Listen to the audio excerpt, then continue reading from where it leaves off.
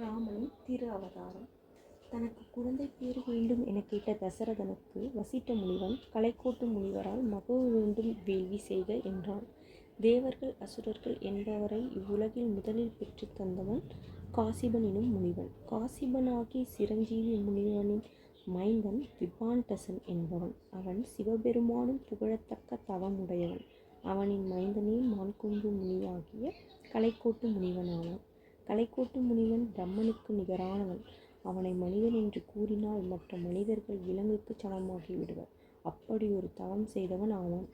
கடவுளை அவதாரம் செய்ய வைக்கும் ஆற்றல் எல்லாம் ஒருங்கே சேர பெற்றவன் என்பதும் இதில் விளங்குமல்லவா.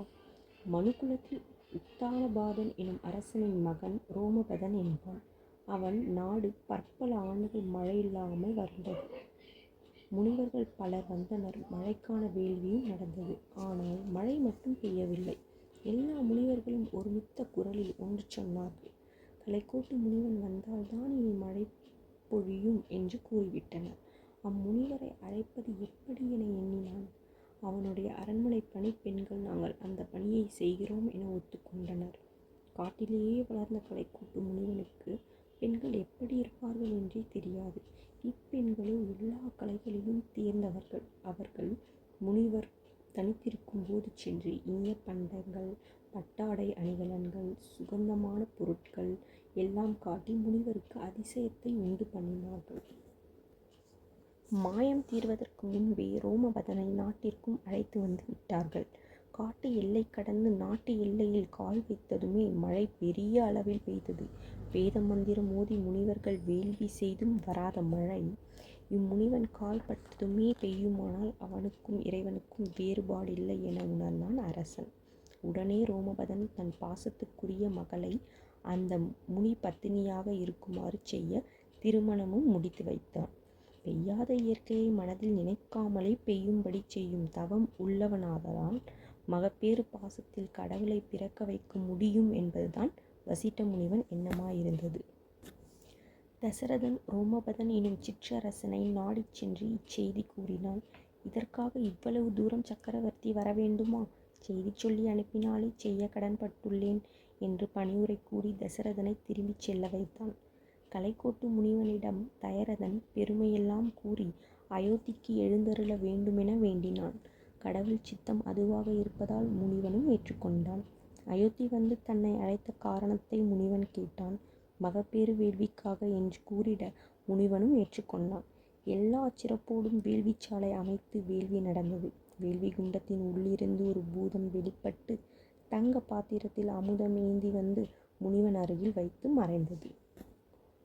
அவ்வமுதத்தை அரசன் மூலம் தேவியர் மூவருக்கும் கொடுக்கச் செய்தான் முனிவன். கோசலை, கையேயி, சுமித்திரை என்ற 3 மனைவியர்க்கும் அமுதத்தை பகிர்ந்து கொடுத்த பிறகும் பாத்திரத்தில் சிறிது அமுதம் மிச்சம் இருந்தது. அதை தனியே எடுத்து இளைய மனைவியாகிய சுமித்திரைக்கே மன்னன் அளித்தான். முறைப்படி சரையு நதியில் நீராடி முனிவர்களை வணங்கி யாவருக்கும் பரிசுகள் வழங்கினான் மன்னன். உடல் கூறுகளில் இருந்த குறைபாடு நீங்கி கடவுள் வந்து கருவில் அமர வழிவகுத்தது வேள்வியில் வந்த அமிர்தம். அரசியர் மூவரும் கருவுற்றனர். வழக்கமாகிய 10 மாதங்கள் கழிந்தன. திரு அவதாரம் நிகழப்போவதை ஞானத்தாலும் யோக சித்தியாலும் உணர்ந்த சித்தர், இயக்கர் முதலிய எல்லாரும் மகிழ்ந்தனர்.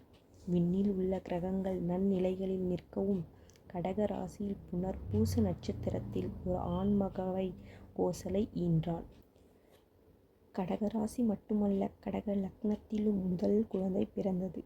கைகேயிக்கு 2வது ஆண் குழந்தை பூச நட்சத்திரத்தில் மீன லக்னத்தில் பிறந்தது. கடகராசி கடக லக்னத்தில் பூச நட்சத்திரத்தில் சுமித்திரை 3ஆம் குழந்தையை பெற்றாள். சிம்மராசி சிம்ம லக்னத்தில் மக நட்சத்திரத்தில் மேலும் ஒரு குழந்தையை சுமித்திரை ஈன்றாள். எல்லோருக்கும் தானங்கள், பரிசுகள், வெகுமதிகள் தந்து அரசன் தனக்கு குழந்தைகள் பிறந்ததை கொண்டாடினான். ஆதி மூலமே என்று அழைத்த கஜேந்திரனுக்கு வந்து அருளிய கடவுள் என கொண்டு முதல் குழந்தைக்கு ராமன் என பெயரிட்டான். அடுத்து பிறந்த குழந்தையின் ஒளி மிகுந்த வனப்பைக் கண்டு பரதன் என பெயரிட்டான் வசிட்டன். எதிர்காலத்தில் அரக்கர்கள் துயர் ஒழிந்த அமரர்கள் வாழ்வர் என்ற எண்ணத்தோடு மூன்றாவதாகிய குழந்தைக்கு லக்குவன் என வசிட்டனே பெயரிட்டான். நான்காவதாய் பிறந்த குழந்தை எத்திசையிலும் பகையை அழிக்கும் என எண்ணி சத்ருக்னன் என்று பெயரிட்டான்.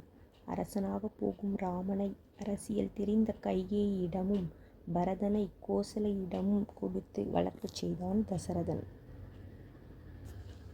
அடுத்த பாகத்தில் விசுவாமித்திரர் வருகையை காண்போம்.